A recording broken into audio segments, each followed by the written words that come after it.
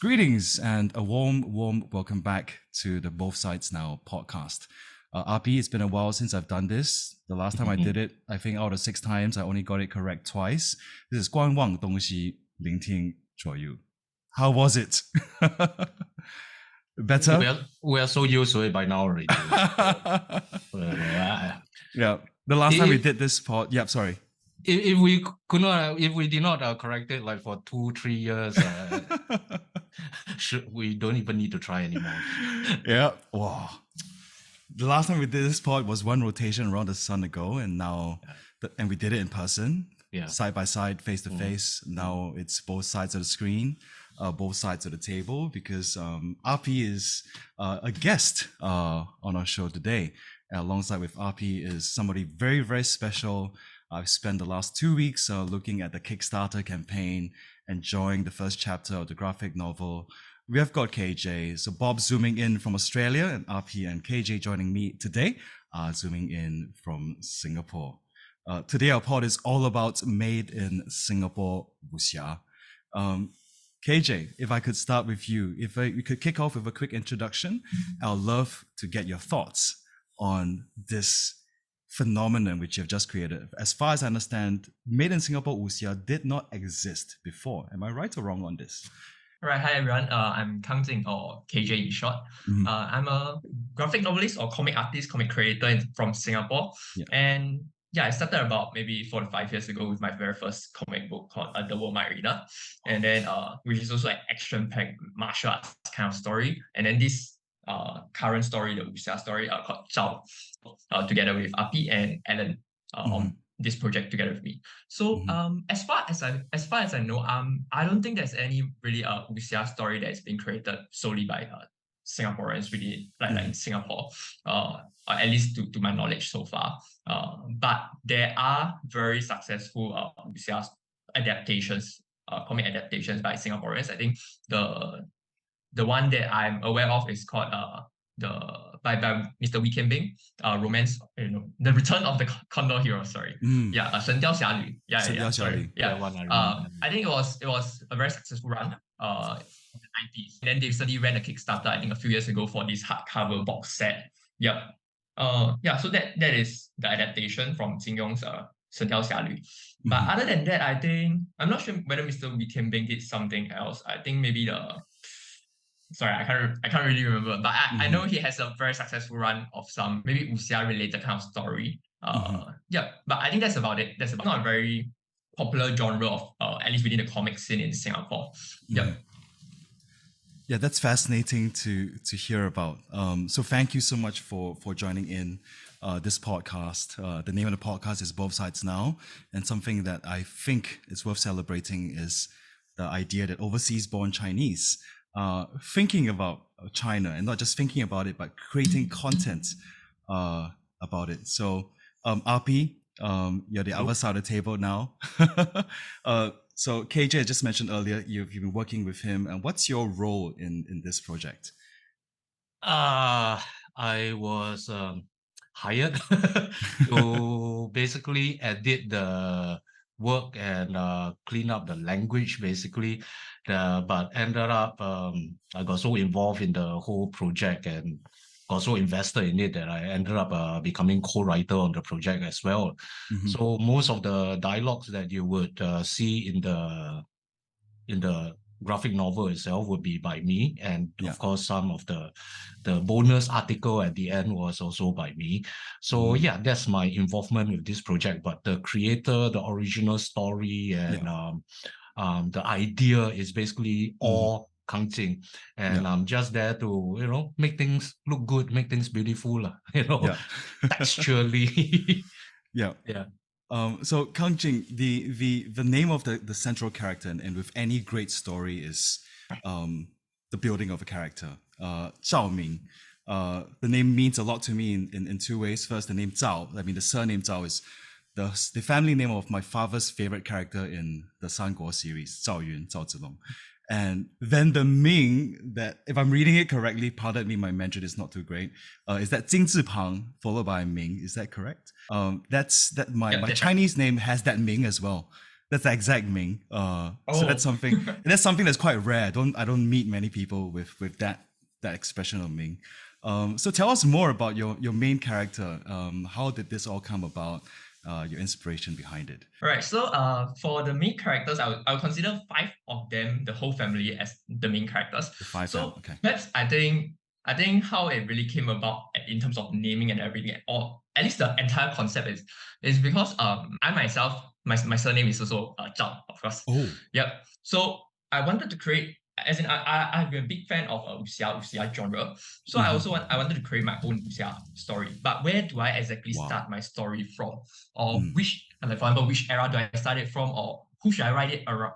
Like write the story about and stuff like that. So of course, naturally, I look back into my own myself, my own family, and naturally, my surname Zhao. I have always been taught that it's a very special surname, or at least in the Chinese surname, it's like the rank, so-called the rank number 1, I think, or something like that. There's a lot of reverence in the with house it. of surnames and so on. Yeah. Correct. And then of course I knew that in the Song Dynasty is the family name of the so-called the royalties and so on. Yep. So that became so-called the foundation of how this story came about. Then of course, in terms of naming of the characters, I actually name it after my own family, or it's like similar to that of my family structure in a way. I have 2 siblings, and of course my parents. So naturally, this family of 5 is like so-called like a mini reflection of my own family as well. So that's why actually in one of the article at the end of the book, where I wrote a thank you article, I mentioned that this story means a lot to me because I base it upon my own family. Of course, some of the characteristics are a bit exaggerated, of course.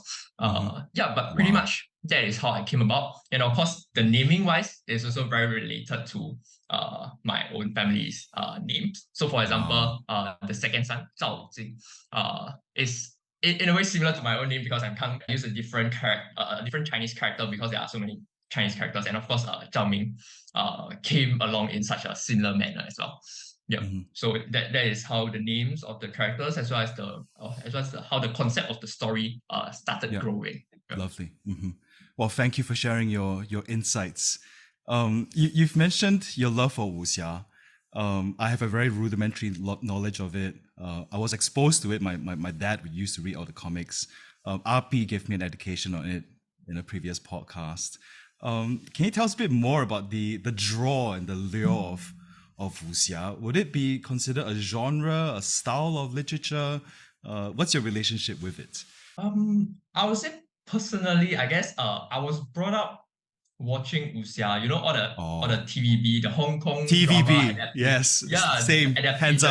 Hands up if you're TVB. Not anymore, though.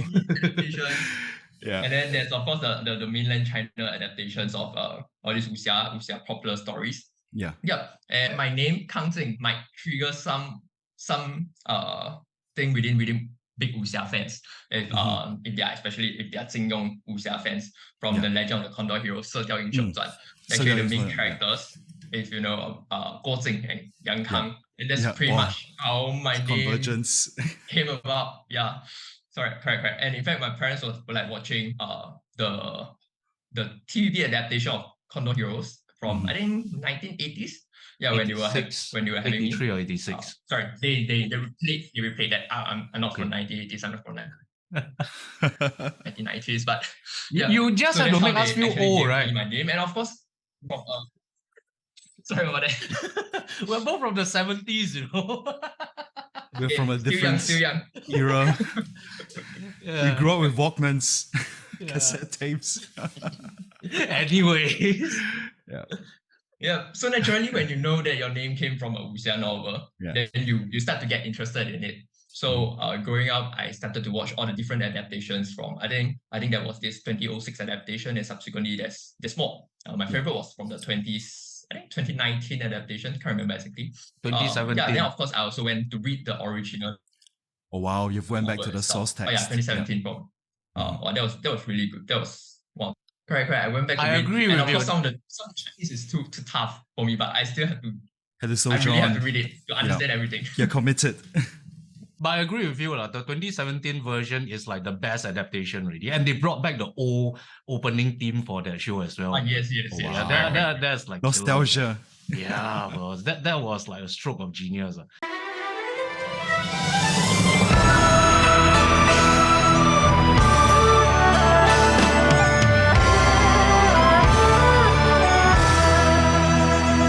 But unfortunately, director just went down the dumps after that. Yeah, his next adaptation was like cringeworthy. Yeah. Anyways, it adapted very closely to the original source material as well. Whereas the 2017 one series was they changed a lot of stuff whereby Yang Kang had like repented at the end of the series and stuff like that. But the 2017 version really followed closely to the novel. It's basically blow by blow, almost word for word in certain scenes from the original text. Yeah, that was a very good adaptation. Yeah, 2017. That one I concur. I concur. Yeah. So, KJ, I understand from Api that your story is set kind of within the same time frame as Return of the Condor Heroes during the Northern Song Dynasty. Would that be correct? The Southern. Yep. The Southern Song. My apologies.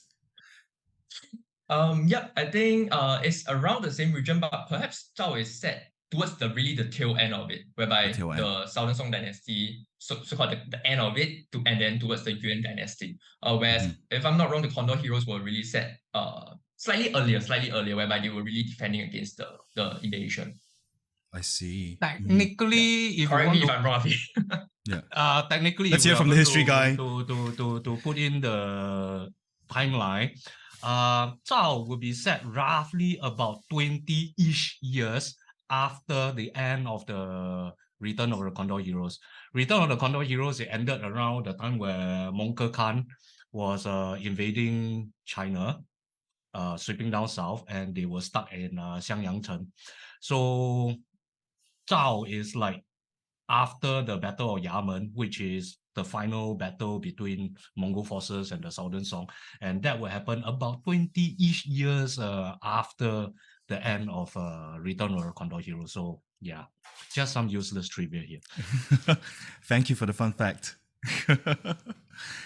So KJ, you start out with your opening frame. I'm looking at it, it's really looking epic. You have is it in March 1279, the Battle of Yamen? Why did you choose this setting or this scene to kickstart the narrative? I guess I wanted to write this story whereby it is okay. So firstly, of course, because in at least from during my research, I found that a lot of Wuxia stories were all set within the Song Dynasty era, and the dynasty is really hardly being developed. That at least I couldn't really find much, for example, TV adaptations or movie adaptations of it. I don't know of any Wuxia stories that are really based within that. So of course doing the research and everything was very difficult because there's nothing within this period. So then how do I go about developing a story that I want? So I found this really interesting gap between the transition from the Song Dynasty and the Yuan Dynasty. And I felt that the characters could fit in very neatly within this period, whereby the Zhao family being the so-called the last of the Zhao family, and then we transit them into a dynasty whereby they have this change of so-called positions, whereby instead of being the rulers of the dynasty, they are now so-called being ruled by these Mongolians. Yeah. So naturally, then where do I start would be the so-called the last battle of between the Song forces and the Yuan forces, and that felt like a natural position to start the story. Yeah, and of course, being like the final battle, then I could go a bit more crazy with the art, perhaps put in a bit more so-called like an epic beginning of the story, Yeah, so that became the first page, which is all. We've been dropped into the action rather than slow build up. Yeah, absolutely fascinating. I mean, as I'm going through the graphic novel, the artwork, the aesthetic really speaks to me. It pays homage to a style from yesteryear. Is that something that you were conscious of when you're penciling and putting down your ideas from your head into the artwork? I wouldn't say I'm conscious of, but rather a lot of things really fall into place very neatly. For example, when I was really crafting out the story, I really just plot it and then just draw it in my so-called my own style of art. And then as I developed, I wanted to find a colorist. So I would say that the art, I really have to pay a lot of credits to the colorist, Alan. because it helped to really elevate this art. I remember when I showed Api the original version, the black and white, when it was doing the very first stage of editing, and then afterwards I showed to him, I have inputted your edits together with the colors of Alan, and then he's like telling me difference or something like that. Yeah, so I guess the color really helps to bring out the story a lot more. Because Alan's color is really very bright, very very striking, and it helps to bring the story about. But of course, it also helps to differentiate the Wuxia story that we have created over here. Because if you look back at Hong Kong Wuxia comics, their colors are a little perhaps less saturated. Whereas Alan's style is slightly more saturated, I would say. Maybe sharper, more striking. So I guess that helps to really differentiate so-called Singapore Wuxia, I guess.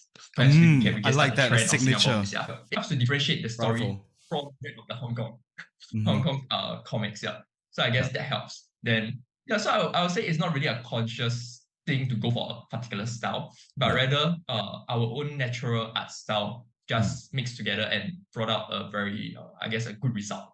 Yeah, what a beautiful convergence. I'm looking at some of the action close-up shots, like the dragon crosses the river. I'm really loving that touch, right? Getting the translation of some of these ancient moves in the martial arts space. So something I wanted to maybe cross over to, if I can, is let's have a look. We have talked about the characters. We've talked about some of the context, the time period it's taken place in. Throughout the story, what are some of the locations you'll be bringing us through? Because I love traveling around China, and I'm curious to find out what are some of these locations or spaces that will be covered in your story, because this is just chapter 1 and there's more to come, I'm sure. Correct. Yep. So at least for volume 1, we will get to see the Xiaozhou family will live in that place for a few years before they really get thrown back into this whole politics and battle. And then of course we will be brought into the capital of the Yuan Dynasty. Where is that in the Yuan Dynasty? It's pronounced as Kublai, I think. Which is present day Beijing. Daду, or present day Beijing. Okay. Yeah. So these are some places. Then of course in the subsequent volumes, we will be brought to different different Khanates, I think, basically different areas that are being controlled by other so-called rulers. So spoiler. Oh, oops. So that will Patreon. Everything. Bonus content. Okay, so we will be exploring a lot of places, but like Api said, spoiler. So, okay. Sorry, my bad. No, not your bad, man. KJ, you are supposed to be one to stop me from giving spoilers, man. My bad. Oopsie, we're all in this together. It's okay. They only know the place, but they don't know what we are going to do at the places. Right. So I would say it's not spoiler, it's a teaser. Yeah. It's just a teaser. Okay. Because the magic happens when the three of you put your minds together. Yeah. That's so brilliant. where were we? So you're talking about the various locations that Zhao will be set in. So you've mentioned, without giving it too much away, the main capital, which is the Dadu. Of course, there's going to be more volumes to come, so more of China will be covered, I'm sure. Maybe more than China. Oh, that's piqued my interest. That's a real spoiler. Yeah, that's a teaser. Yeah, because what I really like about what you've said, there are many things I like, but one particular point that you mentioned is, in some ways you're filling in a cultural gap in our knowledge of history. You've mentioned that there's not a lot of stories out there set within that time. So it must have been difficult putting all of this together, because how did you even do your research? Was it through poring through books and speaking to people? I'm curious, how do you get there? I think, I would say that it is really, really very difficult. Before I started drawing the very first page, I spent about at least a few months to really try to jot down as many things as possible. There are, of course, Wikipedia and other blogs that are related to it. And of course, I went to YouTube to try to find as many videos as possible relating to it. So that is in terms of the background that I started with. And then when I went into the art, like really drawing the pages, then I found that I'm really perhaps I made a mistake because it's really difficult not having much pictures or visual references. Because doing a historical wuxia, like it's a comic, so people would expect in a way some form of accuracy in terms of the representation. Perhaps not to 100%, but at least being able to bring them into the era that you are trying to show. So I would say that this is the most challenging part, and that is also partly what triggers me to actually find an editor who eventually become part of the team to become the co-writer as well for the story. Because while I can do all my research, but how accurate are the information online? And the best way is to find someone who is so-called an expert in the Chinese history. So I've actually been researching on Api's channel and then watching and listening to him talking about all the Chinese history and so on. So I know I wanted someone who is familiar with wuxia, familiar with Chinese history, and then of course good with language and everything to really help me, because I've been doing comics for a while and I know what are so-called one of my strengths and weaknesses. And of course one of the weaknesses of mine is like so-called the language, perhaps the dialogues as well, because how do you I have an idea of the characteristics of the characters that I want, but how do I actually bring it across such that it feels different, feels natural? Whereas, because right now we are talking about a family, and of course there are many other side characters as well as antagonists and so on. How do I make the characters feel different and recognizable? That's one area that I was looking at as well. So really, Api came in to help me fill this gap, bringing in his knowledge of Chinese history. And I remember him correcting some of my parents by saying, for a poor family, they shouldn't have a so-called signboard at their house and so on. Then I'm like, oh, okay. Luckily, you told me early, so I can make some adjustment from. And of course, it helped to bring out a lot of the characteristics of the characters. So the personalities of the characters, making perhaps I guess this is not a spoiler, but like for example, the second son being more so-called more rash. More rash. English is not that great. So he really came in to help me with all of this. And so what you have read or what the readers will be reading is really not just my own effort, but really the collaboration between all three of us, which is Zhao, the Zhao today. Wow, thank you so much for sharing. Let's expand on that a little bit more. It sounds like a huge labor of love. You have been working on this idea for a number of years now. So walk us through that, the moment you're like, oh, I'm gonna make, Zhao, and to up to this point when the Kickstarter campaign is so close to getting funded. So walk us through that journey. All right. So I guess initially I always have, when I started drawing comics, I always had this idea in the back of my head to do so-called something like a big story that I really want, that I really like. So wuxia is naturally that genre that I wanted to do, because I've shared about all my influences since I was young and so on, all the personal touch to it. So but I knew that I wasn't ready at that time. So that was about, I think, back in 2019. When I started to have conceptualizing this story. So in 2019, I was just drafting out some characters. Okay, I knew that I want to have 3 siblings because, of course, it's related to my family. So 3 siblings. And of course, 3 siblings is not too difficult to draw, because instead of like 5 or 7 or 8, because there are too many characters to focus. So I thought 3 was good. So I started drafting out. Sorry to interrupt you over there. Like when you draft, right? Like how big is that piece of paper? Just try to get into your mind, because you're kind of building world. It's like on a notebook, like A3, A1 size paper. I think at that stage it was, I did it on a 11 by 17 paper, so which is about this size. Let me just take it out for comparison. So something of this size. Wow, okay. So for one character, I did something like that. That looks huge. So 11 by 17 inches. This is how I did all my pages. Wait, 11 by 17 inches. That page that you just showed us, is this available on the Kickstarter?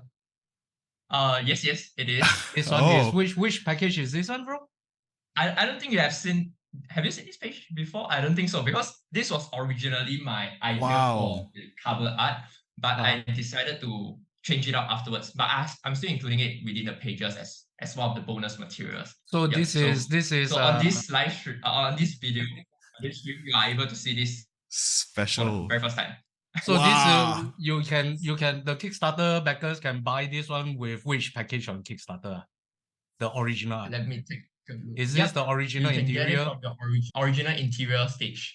All right. Yep. All we right. have the tier 6 to be able to get this. Okay, guys, if you want this piece of original art, go to our Kickstarter. The link will be under the video. Here in the card and above. This will be available with the original interior package. So yeah, that's an awesome piece of art, man. Yeah. Right. Okay. Shameless self-plugging over. Let's continue.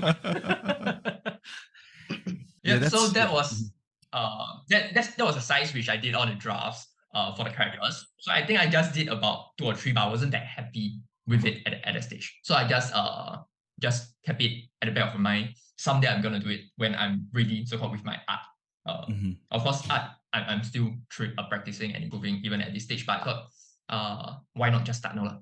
Yeah. So that was later. So during this time, how I actually practice my writing as well as my drawing, I did it with other stories that I have. So which was why I started off with something else like The World Marina, my previous comics. And then before I felt that I was slightly more ready, I understand perhaps the different paneling techniques, the different camera angles of how to draw the characters and so on. Before I really dive into this comic itself, which I started drawing late last year. So it took about 1 year-ish, I think, roughly about 1 year-ish. And then halfway through the story, because for volume 1 itself is almost about 200 pages, inclusive of the bonus materials. So when I was about done with chapter 3-4, I started to reach out to Alan, who then bring in their expertise with their colors as well as the language and everything. And then we slowly put it together. Yeah. So the last few months was really pretty busy with this project. I imagine it'll be completely intense because you're not just operating in the expressive space, you're also in the story creation, the narrative, the arc, the plots, the character development. Wow, there's so many strands of thoughts going on at the same time. I've had the time to actually look through some of your work from the past. So like I'm currently at your website. Is it Shirao Comics? Am I pronouncing it correctly? Oh, it's pronounced as Cairo Comics. Cairo Comics. So, apologies. Yeah. So why Cairo is because actually Cairo is a term from chemistry, which educate me. It's nothing much, but basically it's just why Cairo and comics together is because I studied chemistry as my major in university. What? And I'm very passionate chemistry. I love. So I just put the two of them together. Wow, what a beautiful cross-pollination. So I'll rewind for a little bit. Relation to each other. You major in chemistry at university. Yep, that's right. Wow. So was art something that was something you've always working on the side, and then you decided to like chemistry is not my thing, or are you still doing both?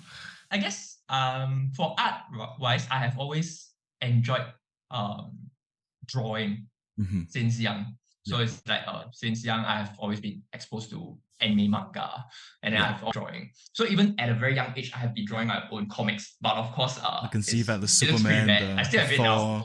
I still have it now. Black Panther, and your sketch cards are amazing. Thank you. Yeah, but at that time back then, I think about I'll say 20 plus years ago, being a comic artist is something that is really just didn't really. It wasn't really very sort of feasible in a way. Right. You know, your typical Asian parents will usually tell you, 赚不到吃的啦, do something else, go study that you can do it as a side hobby. Yeah, just but focus on the study, you know. So I just after some time I don't really draw anymore until when I reach perhaps a university, about 20 plus years, 20 plus years old, when I started to pick it up again. So of course, why I pick it up again, right, is partly of course influenced by, of course, the rise of MCU. So all the Marvel, Marvel movies, I got exposed to all these comics, and then that was partly why I pick up drawing again. But of course, actually, one of the main reasons was also because I was actually chasing after my wife. So you know how to impress a girl, I just draw for her, and then I just keep drawing, and then eventually I think it triggered that it reignited that passion within me to do comics. Lift off. Yeah. Got to thank your wife for having for producing a new comic artist in Singapore. It's absolutely beautiful, mate. Yes. Yeah. Because I guess one way is to start drawing and then giving your art to her to impress her. Let the art be the language of love. Never work for writers, Why? Why never work for writers? Maybe you can write some poems, write some or drummers, and give it to her. I guess it works as well. Right. End up, I end up being like the creep, the 怪叔叔. Yeah, because Casey, this is 200 pages of work. This is extraordinary by any measure. I mean, I can only imagine writing 200 pages of text, but you've got 200 pages of drawings as well. It must have been, was it smooth sailing all the way through putting all this together? Were there any challenges or difficulties along the way? I guess in terms of challenges, if we are referring to just the drawing itself, of course, it comes with trying to find some art references. Yeah. When you're trying to draw some of the locations, some of the backgrounds. Yeah. But beyond that, it is really just finding that to sit down and focus to draw, because as you mentioned, like 200 pages of comic takes a lot of time. Yeah. So it's really, you have to sacrifice a lot of your so-called your social life, and your basically, because it's my passion, so-called my side hustle. So in a way, after my day job, I will have to spend hours at night and then sacrificing on some sleep to just get that pages in, to really to sit down to draw. Yeah. So I guess that also helps me to leads me to finding some collaborators who can really help me to fill in the gaps in terms of coloring and in terms of the dialogues and everything, because it helps to take some load off my mind. And of course, I'm not as proficient in coloring as well as like my English dialogues and everything. So they really help to enhance the story. But I would say, so the biggest challenge is really finding the right references, trying to get as accurate as possible, and then also really finding the time to focus, to sit down, to just, at least for myself, each page, just the pencil and the ink can take me perhaps 6 to 8 hours. Yeah. So there's a lot of time. 6 to 8 hours per page. So if I could quickly quantify it using my very basic math, that's wow. And this is not just something you can do on the side, right? It's pure concentration. You've got to be in the zone. Wow. Yes, I would say so. So now I guess my wife hates me because I'm spending a lot of time on drawing, even though it's the first thing that impressed her, I guess. Yeah. But I'm sure the thousands, if not the millions of fans and the readers would appreciate the fruits of the labor. Let's step aside from our perspective and maybe talk about your readers and your audience. What would the experience for them be like? What can they expect from Zhao? I guess for the readers, what I hope is that it can help to so-called revive the Wuxia fandom within Singapore.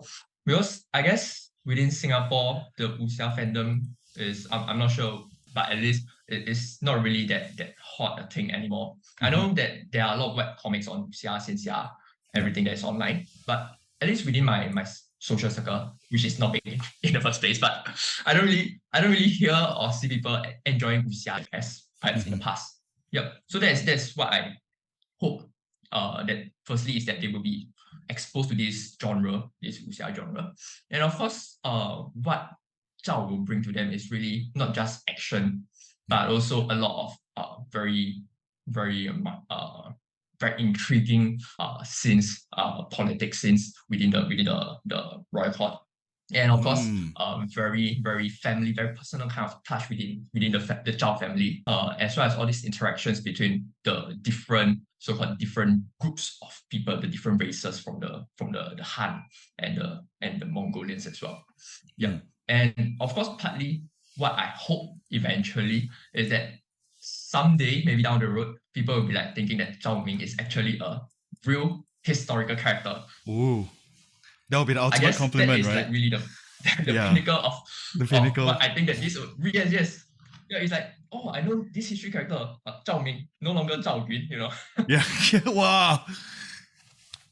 And like that, I damn stressed, Yeah, to reach the pinnacle of mythology. Really interesting. Yeah. Because sometimes when absolutely. when I read the Wuxia novels that I really enjoy, I'll get sucked into their universe, and then thinking that perhaps Guo Jing is like a real character, but it's actually just a fictional character based in a historical setting. But the characters by Jing were well, that you might just think that they are real characters. So I guess that's like really the pinnacle of what I hope Zhao can achieve. But of course, whether he achieve that level, that status or not, that would be a bonus. But being able to bring out the best story that I can is already something that I'm very happy about that. 100%. Can we take a deeper dive into, because we've talked about this a number of times, and Api and I have talked about it in the previous pod as well, the Wuxia universe. If I can share my personal experiences with it, I used to encounter all the Wuxia comics where I used to go to the barber where my dad would bring me. That was my at the barber shop always have all the Tony Wong, Wang Yulang's comics from back in the 70s. My knowledge is not deep enough to recall any of the names, and it's either that or Lao Fuzi. But my dad was huge. He was huge on it. I remember he had this whole stack of the comics. Serious? Yeah, my dad is huge on it. I should have invited him for the pod. He would have gone nuts. I mean, my old man was like totally against this kind of stuff. Yeah, totally against. My old man was against these comics and all this. Yeah. He I mean, back then, back in the 80s, it was like, oh, this one 会学坏的, you learn bad stuff from this. My father purposely showed me. Yeah, because to my old man, it's like, oh, it's all about, this hooliganism. I mean, come on, the title itself is what? 小流氓. One of the earliest Tony Wong comics. It's also a reason why they changed the title from 小流氓 to 龙虎门 subsequently, because it just changed that perception of it being like so-called teaching the children bad. Yeah, but the impression was already there. So I grew up, I never read any Chinese wuxia comics, oh wow. Lao Fuzi was the only thing that I read. Right? I think these Hong Kong Kung Fu comics, I only, got some access to them in my teens. Where I, became a regular at this comic shop.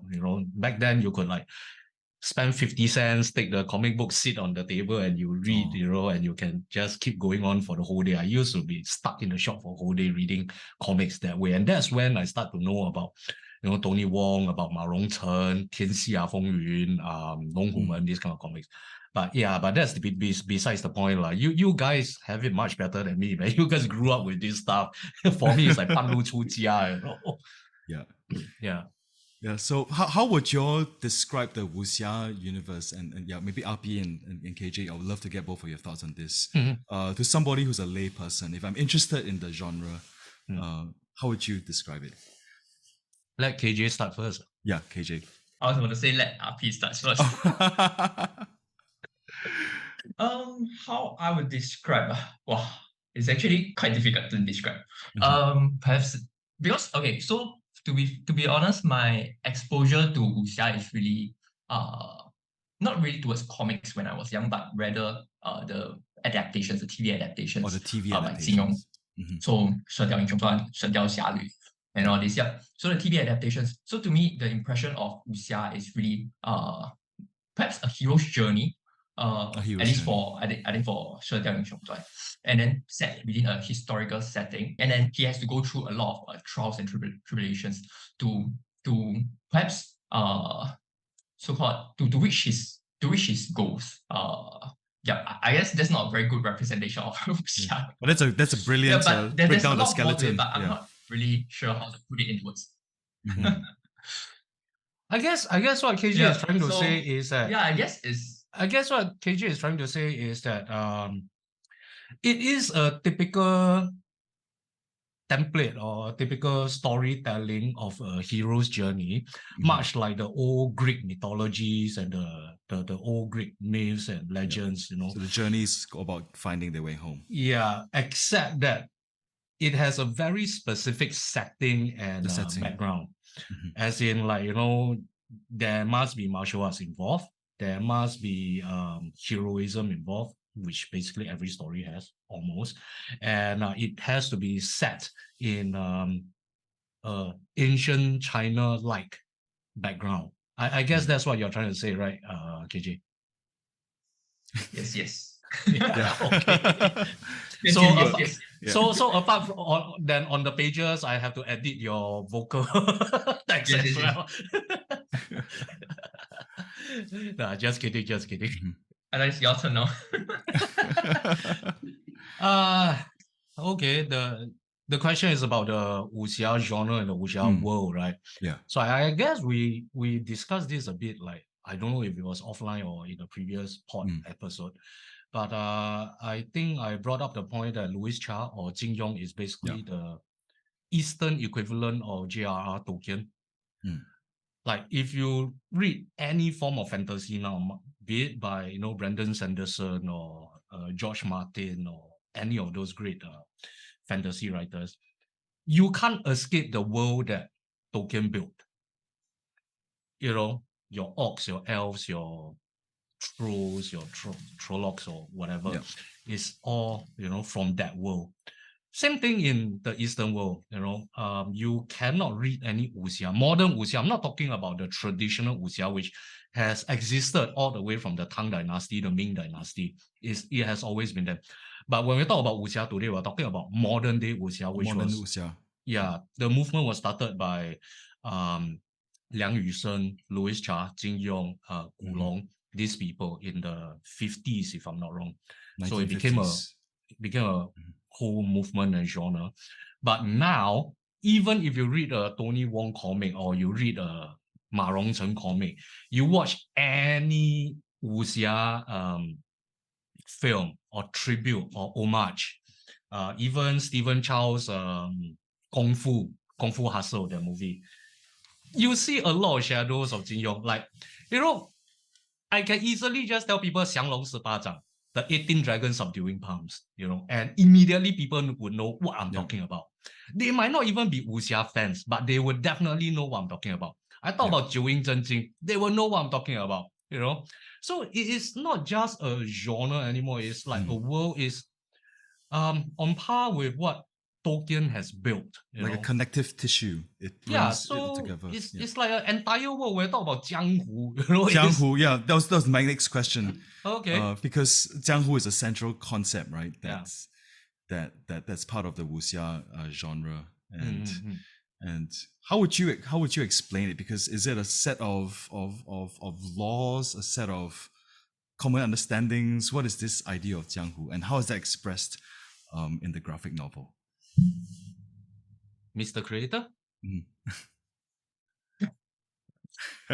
So for Jianghu, I think at least within the volume 1 itself, I don't think we delve much into Jianghu, the concept of Jianghu and the character. But to me, Jianghu is really that so-called like equivalent to the vigilantes for Marvel and DC, whereby people use their powers and their abilities to stand up for what is right or what they believe in. So I guess that is what Jianghu is in my own perception, and how I would really just represent it to something that is very, very, very commonly known to people. Something else you mentioned about that was of particular interest to me is the representation of different ethnicities in the story. So you've got the Han Chinese, and then you've also got the Mongolian tribes. What's the range of ethnicities you'll be covering in volume 1? It's something I've been researching a lot on.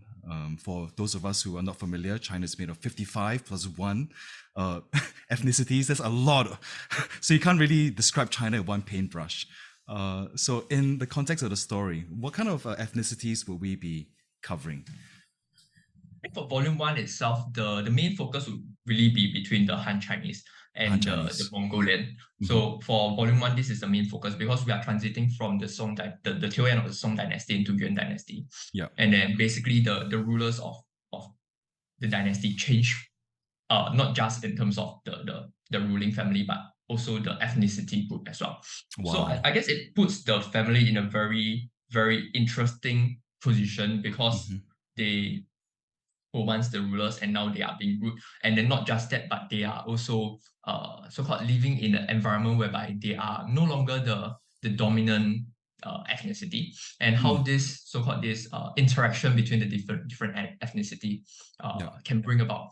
And in fact, because the so-called their dynasty, the Song Dynasty, is so-called ended by the Mongolians. So how this interaction between the Han Chinese, whether they see them as so-called their enemies, or whether are there room for them to really live together and everything. I think it brings about a very, very interesting and intriguing kind of storyline that could be very much developed further down. An interaction between like the displacement of previous power relations, because they previously in power and now they are the subject. And what's interesting in this power dynamics is actually the Yuan dynasty, the Mongolians. It was the first time in Chinese history that the entirety of China was ruled by a foreign race and not ruled by the indigenous people or the Han Chinese per se. So first time in China history that is like totally taken over, and it's only happened 2 times before in history. I mean, we are not talking about like, maybe the northern part of China was taken over by the Khitans, the Jurchens, the Tungus, but an entire empire, an entire dynasty that is like ruled by a foreign race. That was the first time. So that is also a very interesting dynamics that I feel that we can explore further down the road. So and on that note, KJ, that also means you've got to make creative decisions on the representation of 2 distinctive cultures. So I'm a big fan of weaponry and weapons, especially in comics, and how they are represented and creatively expressed. So tell us about some of the weapons, the key weaponry in the narrative, because you got a spear, and that's got a very symbolic place to play in the story. But that's not the only one. So tell us more about some of the weapons in there. So the main one would definitely be the spear, as you can see on the cover page, the front cover page. The spear will be the main weaponry for the Zhao family. But further down the road, we will really be exploring, at least not in volume 1, we will be exploring a lot more of other weapons for the Zhao family, as well as for the so-called the Mongolians. But within volume 1 itself, the main focus will be the spear. And for some of the other the supporting characters, there will also be using the sword, as well as I think we have some scenes whereby Zhao Ming uses the axe as well. But the main focus will really be the spear for volume 1. But don't worry, there will be more. We are working on it. We are really working on it. And what I think makes it quintessentially a Wuxia graphic novel is, the spear, cutting across the sky on the back of a dragon. I'm looking at the key moments and the character, the low angle shots going like, what? And this is like what? That's it. Dragon seizes the tiger. Is that the move? Taking up an entire page. Tell me what was inspiration. A good page, man. That was a good page, man. I mean, that's so cinematic. I'm wow. You got the angles correct. You've got the whole like the spear riding on the dragon's back. How did you conceptualize that? Is that something that came out of the blue? Something you worked on for a while? I think at least for dragon itself, it's also again back to my personal influences, because I see. Like for example, 降龙十八掌, whereby in adaptations you always see that it's being adapted with a dragon as part of background and everything. And dragon is so associated with Chinese culture, So naturally the creature to represent this Zhao dragons, the Zhao spear would naturally be the dragon itself. But of course, in this particular scene that you are referring to, it is actually I would say one of the turning points within a very important battle. So I would want to try to capture a very so-called cinematic view of it, a very epic shot of it. It is an epic shot. So the antagonist is so-called at the foreground of the scene, and then Yan is actually at the elder son is actually coming down from the top, so whereby the readers will actually see so-called from the viewpoint, from the perspective of the character in the foreground. So it helps to bring about that so-called epicness with this scene itself. Then of course with the naming of the moves, Api helped me with the names, and then subsequently I integrated it together with the particular scene. So that's how we came about with this. Yeah. And how would you say the name of the move? I'm reading in English. Dragon seizes the tiger. It's Chang. So the Chinese is Chang Long, right? Chang Long Qin Hu. Chang Long Qin Hu. Wow. Actually, if I want to do like a full proper translation, that would be like the green dragon seizes the tiger, or the blue dragon seizes the tiger, Chang Long. But it's like too much lah, and I need to keep everything, in line with all the other moves in the spear form lah. Yeah. I see. So are all the moves described using 4 words or like 成语 form? Wow. Yeah, basically. Yeah. So was that difficult, Api, to condense I mean, when moves into 4 words? Yeah. When I first, KJ did a pretty good job of like naming the moves already to begin with. Because when I joined the project, he was 3 chapters in. So I started off like by writing the first 3 chapters. And then when I saw the martial arts move, I had some ideas and some suggestions. And then I decided to clean up in a manner of speaking, clean up, like streamline the whole Zhao spear form. And try to make everything like fit in properly into the martial arts, and try to visualize and try to idealize what each move would do and how to name them, and that would make sense lah. I mean, personally, as a writer, my biggest thing is actually logic. Logic has to flow. No matter what happens, the logic must flow. Continuity. Continuity and logic. So it extends even to the martial arts, the non-living things, so to say. So yeah, but if you're asking me if it was very difficult to name them, no lah. KJ did most of the work already. I just did the cleaning up. It's just completing the whole thing is just like, just taking whatever is existing and I just built upon it, and that's all I did. Nothing much. Yeah. Thank you so much for sharing all of your insights. I was wondering if now would be a good time to turn our attention over to your Kickstarter campaign. Is that something that we would like to cover? Yeah, it's always definitely. So if you'd like to support the Zhao graphic novel, the Kickstarter campaign is currently live and will continue to be live for the next how many days? It's like sorry, I should have checked this before. 13 more days to go. Well, if you are watching this the moment this video goes up, you most probably have about 12 days left to support the Kickstarter. Now, 12 or 11 days left. And if you're watching this video from further down the road, we will put down links for you to purchase the book from directly from Cairo Comics. So don't worry, but we would really appreciate it if you could support the Kickstarter. Get it off the ground, man. Off to a good start. Yeah, so there are a couple of different categories. There's the digital pack going for $20.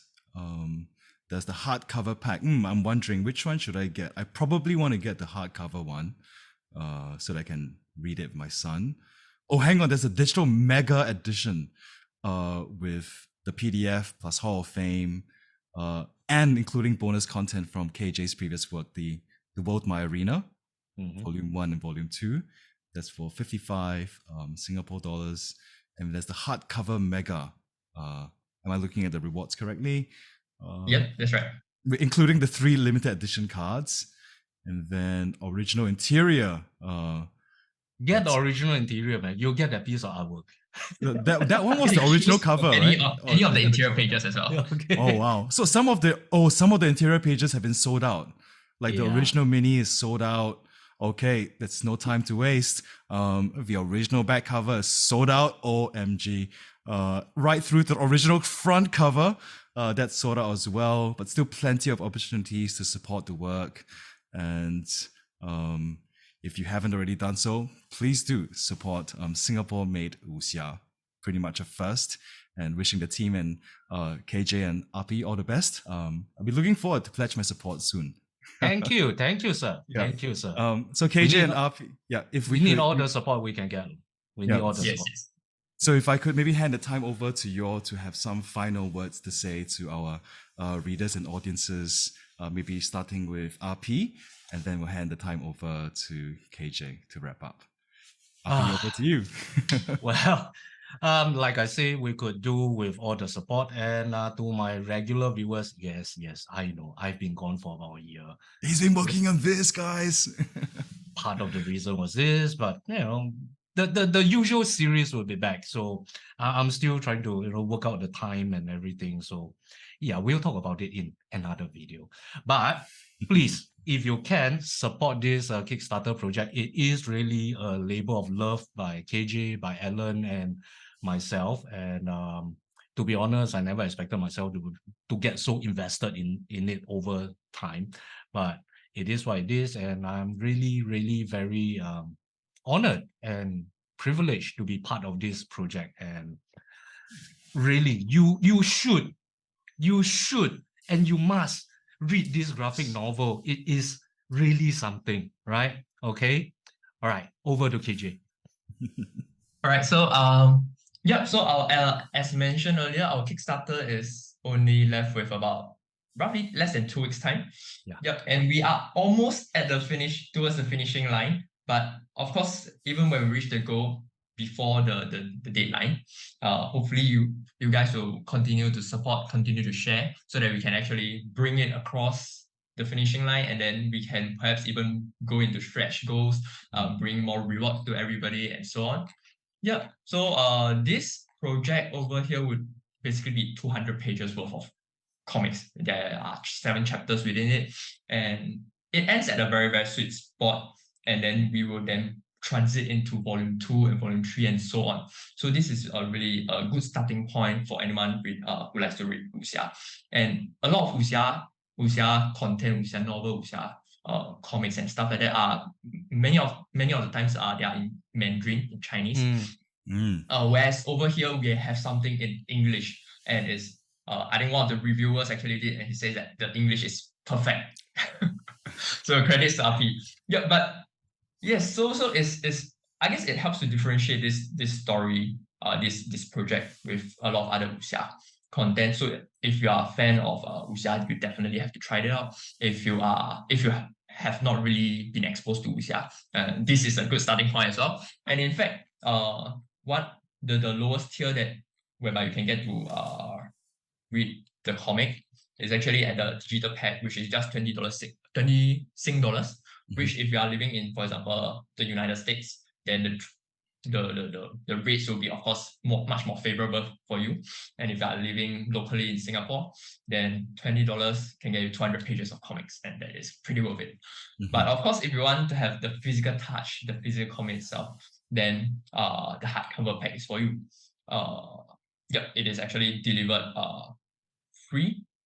There's free local postage for locals, or even if you don't like to have it delivered to you, you want to pick it up personally, you can drop by at Singapore Comic Con, whereby we will launch this book for the first time to the public. So I will be at Singapore Comic Con on the 9th and 10th of December. And you can catch me there. And of course, if you back us now, I can perhaps sign it for you. I can get Api to sign it. I can get Alan to sign it as well. These are not stated in the Kickstarter rewards, but I can do it for you. Bonus. Of course, you can do simple sketch as well.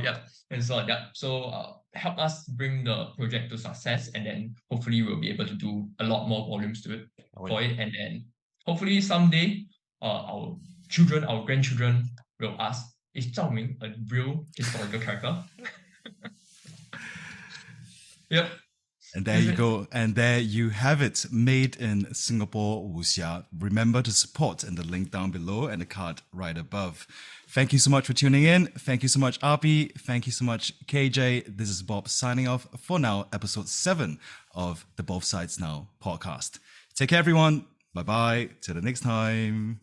Bye. And we have Fade out and we are gone.